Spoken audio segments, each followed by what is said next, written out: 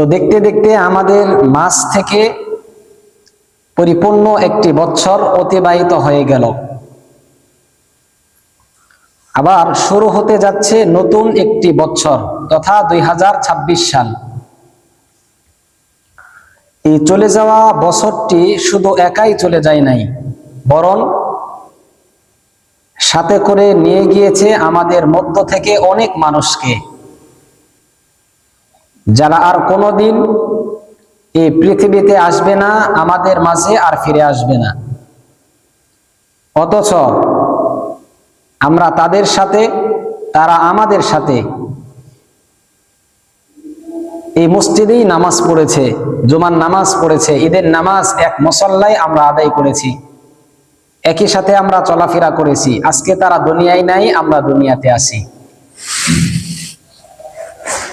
তারা দুনিয়া থেকে বিদায় নিয়ে চলে গিয়েছে, আমরাও একদিন এই দুনিয়া থেকে বিদায় নিয়ে চলে যাব, এটাই বাস্তবতা। তবে আমাদের শেষ যাওয়াটা যেন সুন্দর হয়, ঈমানের হালতে হয়, যেন আমরা ঈমান নিয়ে এই দুনিয়া থেকে বিদায় নিতে পারি। আল্লাহ তাআলার কাছে আমরা এই দোয়াটাই বেশি করব যে আল্লাহ, আমরা যেন সর্বশেষ ঈমান নিয়ে, ঈমানের হালতে আমরা যেন দুনিয়া থেকে বিদায় নিয়ে যেতে পারি। কেন? শেষ ভালো যার, সব ভালো তার। শেষ ভালো যার, সব ভালো তার। যদি আমাদের শেষটা ভালো হয়, তাহলেই আমরা সফল কাম হব ইনশাআল্লাহ। আল্লাহ রাসূল সাল্লাল্লাহু আলাইহি ওয়াসাল্লাম হাদিসের মধ্যে বলেছেন, ইন্নামাল আমালু বিল খাওয়াতিম, শেষ আমলই নির্ভরযোগ্য। অর্থাৎ মানুষ যত আমল করতেছে, মানুষটার সর্বশেষ আমলটাই হলো গ্রহণযোগ্য। অর্থাৎ একজন মানুষ সারা জীবন ভালো কাজ করলো, কিন্তু মৃত্যুবরণ করার আগ মুহূর্তে সে কুফরি করে ফেললো, শিরিক করে ফেললো, এবং তার মৃত্যুটা এই হালতে কুফরিতেই হলো, তাহলে আল্লাহ রাসূল বলেন, ইন্নামাল আমালু বিল খাওয়াতিম, তুমি শেষ অবস্থাটা তোমার কি ছিল এটাই ধর্তব্য, এটাই গ্রহণযোগ্য নিয়ম। আবার একজন মানুষ শুরুতে খারাপ ছিল, ভালো মানুষ ছিল না, নামাজ পড়ে নাই, রোজা রাখে নাই, যাকাত দেয় নাই, মুসলমানদের সাথে ভালো আচরণ করে নাই, আত্মীয় স্বজনের হক আদায় করে নাই, মুসলমানের হক আদায় করে নাই। তবে জীবনের সর্বশেষ মুহূর্তে গিয়ে সে তওবা এবং ইস্তেগফার করে, সে আল্লাহ তাআলার কাছে কান্নাকাটি করে নিজের গুনাহগুলো আল্লাহ তাআলার কাছ থেকে দুনিয়াতেই মাফ করে নিতে পারলো, এবং সর্বশেষ ঈমান নিয়ে দুনিয়া থেকে বিদায় নিল, তাহলে আল্লাহ রাসূল বলেন, ইন্নামাল আমালু বিল খাওয়াতিম, তাহলে তোমার শেষ আমলটাই নির্ভরযোগ্য, গ্রহণযোগ্য নিয়ে। অর্থাৎ তার মৃত্যুটা ভালো অবস্থায় হলো, ঈমানের হালতে হলো, মানে সে সফল কাম। আল্লাহ তাআলা তাকে পরপারে নাজাত দান করবেন ইনশাআল্লাহ। এই জন্য যেহেতু 2025 সাল শেষ, আর মাত্র 4 দিন, 2026 সাল আমাদের সামনে উপস্থিত।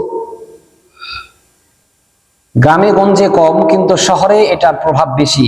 দেখবেন আর 4 দিন পরেই 2025 সালের সর্বশেষ যে রজনী, রাত্রি 12টা 1 মিনিটের জন্য শত শত যুবক, বাংলাদেশের তরুণ তরুণীরা তারা অপেক্ষায় থাকবে। কোন সময় রাত্রি 12টা বাজে 1 মিনিট হয়, এই রাত্রি 12টা বাজে 1 মিনিট পর্যন্ত তারা অপেক্ষা করবে।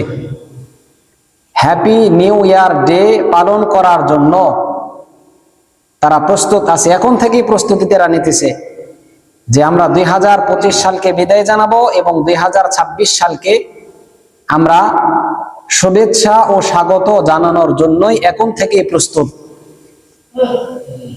একজন মুসলমান হিসেবে, একজন মুসলমানের সন্তান হিসেবে এই ইহুদি খ্রিস্টানের কালচার পালন করা ঠিক না।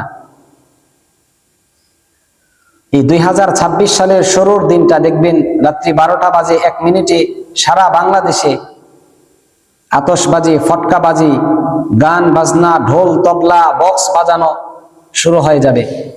এই দিনে শত শত মা বোনেরা তাদের সতীত্বকে নষ্ট করে ফেলে। দেখবেন বিভিন্ন ক্লাব, ঢাকা শহরের বিভিন্ন ক্লাবগুলো এই দিনে এই রাত্রিতে একদম ভরপুর, ফাঁকা থাকবে না। রাস্তাঘাটে, শহরে, বন্দরে, গ্রামে গঞ্জে সব জায়গাতে 2026 সালকে স্বাগত জানানোর জন্য, শুভেচ্ছা জানানোর জন্য একদল তরুণ তরুণীরা পাগল হয়ে থাকবে। আমাদের জানা উচিত, আমাদের বোঝা উচিত, আমরা মুসলমান, আমরা খ্রিস্টানদের কোন ধর্মীয় প্রতীক পালন করতে রাজি না। আমরা মুসলমান, 2026 সালকে আমরা কিভাবে স্বাগত জানাবো, 2026 সালের আমাদের কর্মসূচি কি হবে, এটাই হলো আজকে আমাদের আলোচনার বিষয়। আমরা মুসলমান হিসেবে আমরা 2026 সালকে আমরা শুভেচ্ছা এবং স্বাগত জানাবো ইবাদতের মাধ্যমে, নামাজের মাধ্যমে, রোজার মাধ্যমে, কোরআন তেলাওয়াতের মাধ্যমে, জিকির আজগারের মাধ্যমে এবং দান সৎকার মাধ্যমে। যেই সময় সারা বাংলাদেশের তরুণ তরুণীরা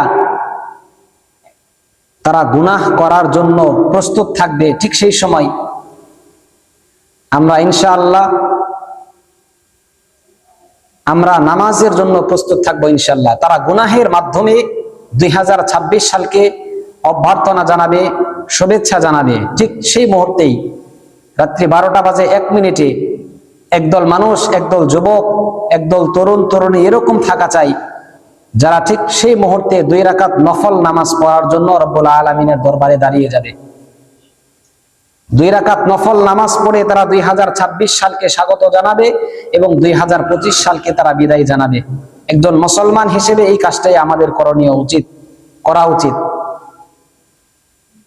একটা নফল রোজা রাখবে 2026 সালের প্রথম দিন, একটা নফল রোজা রাখবে। নফল রোজার মাধ্যমে 2025 সালকে বিদায় জানাবে এবং 2026 সালকে স্বাগত জানাবে। কোরআন তেলাওয়াতের মাধ্যমে মুসলমানেরা 2025 সালকে বিদায় জানাবে এবং 2026 সালকে স্বাগত জানাবে ইনশাআল্লাহ। আমরা সকলেই কোরআন তেলাওয়াত করতে পারি, কম আর বেশি, অন্তত ন্যূনতম সূরা ইখলাস, কুল হুয়াল্লাহু আহাদ, আল্লাহুস সামাদ, লাম ইয়ালিদ ওয়া লাম ইউলাদ ওয়া লাম ইয়াকুল লাহু কুফুয়ান আহাদ। আমরা এই ছোট্ট একটা সূরা আমরা সকলেই পারি। আমরা একদল যুবক, মা বোনেরা এবং তরুণ তরুণীরা আমরা আজকে এইখান থেকে শপথ গ্রহণ করি, 2026 সালের প্রথম দিনে অন্তত ন্যূনতম আমরা সূরা ইখলাস 3 বার পাঠ করব ইনশাআল্লাহ।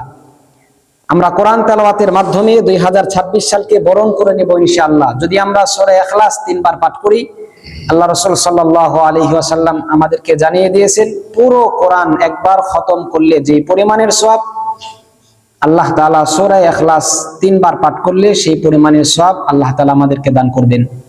এটা আমাদের সুবর্ণ একটা সুযোগ, যারা আমরা কোরআন পড়তে পারি না কিন্তু সূরা ইখলাস আমরা পাঠ করতে পারি, আর যারা সূরা ইয়াসিন পাঠ করতে পারি, আমরা ঠিক সেই রাত্রি 12টা বাজে 1 মিনিটে আমরা সূরা ইয়াসিন যদি একবার পাঠ করতে পারি, আল্লাহ রাসূল সাল্লাল্লাহু আলাইহি ওয়াসাল্লাম আমাদেরকে জানিয়ে দিয়েছেন, তাহলে একবার পাঠ করলে 10 বার কোরআন খতম করলে যে সওয়াব, আল্লাহ তাআলা আমাদেরকে সেই পরিমাণে সওয়াব দান করবেন। ছোট্ট আরেকটি আমল, 2025 সালকে আমরা বিদায় জানাবো, 26 সালকে আমরা অভ্যর্থনা জানাবো, শুভেচ্ছা জানাবো দান সৎকা করার মাধ্যমে। অর্থাৎ রাত্রি 12টা বাজে 1 মিনিটে আপনি কোথায় দান করতে যাবেন?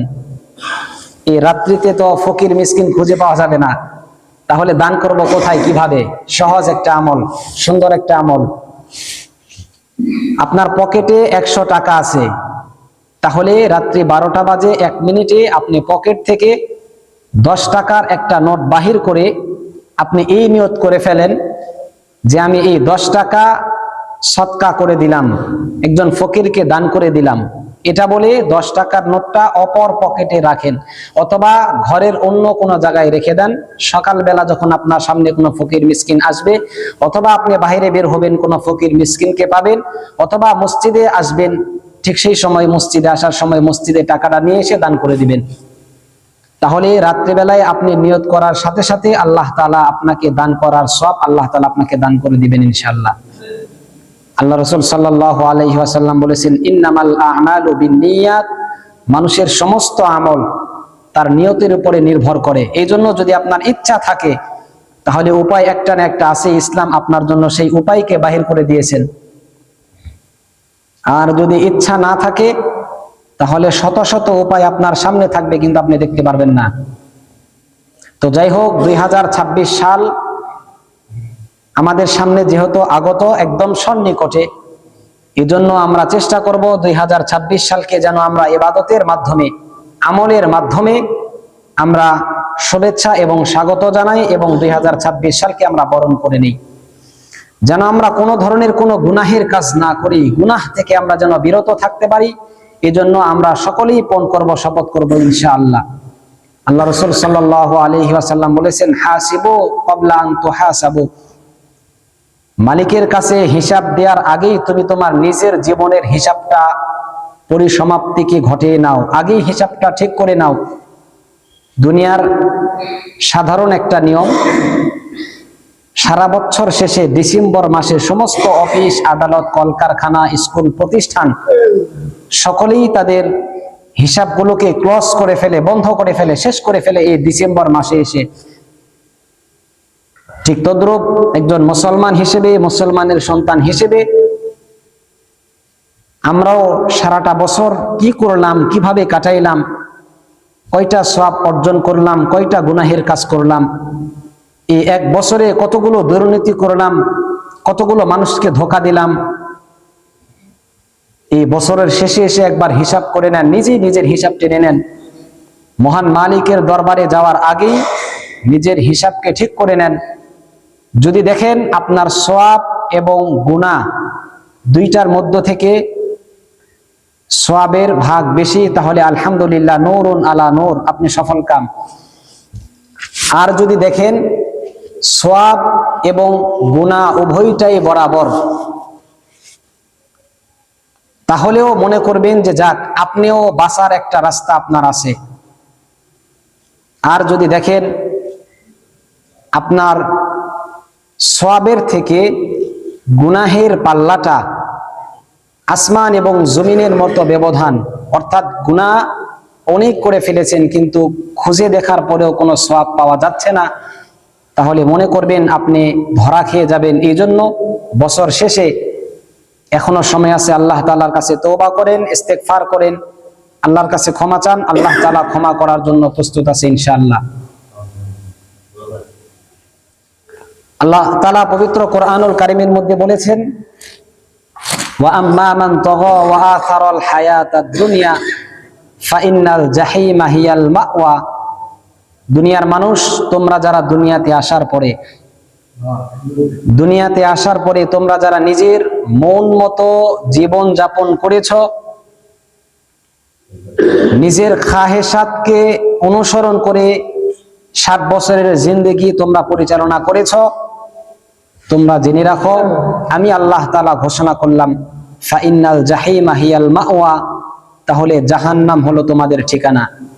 পক্ষান্তরে দুনিয়াতে আসার পরে যারা এই কথা ভাববে যে একদিন আল্লাহ তাআলার সামনে আমাকে দাঁড়াতে হবে, আল্লাহ তাআলা বলছেন, ওয়া আম্মা মান খাফা মাকামা রাব্বিহি ওয়া নাহান নাফসা আনিল হাওয়া ফাইন্নাল জান্নাতা হিয়াল মাওয়া। আল্লাহ তাআলা বলছেন, যদি কোনো যুবক এই ধারণা করে, যদি কোনো মহিলা এই ধারণা করে কাল কিয়ামতের ময়দানে আল্লাহ তাআলার সামনে আমাকে দাঁড়াইতে হবে, এই ভয়ে যদি সে নিজের খাহেসাত থেকে বিরত থাকে, তাহলে আল্লাহ তাআলা বলছেন, ফাইন্নাল জান্নাতা হিয়াল মাওয়া, আমি আল্লাহ তাআলা তার ঠিকানা বানিয়ে দিব জান্নাত।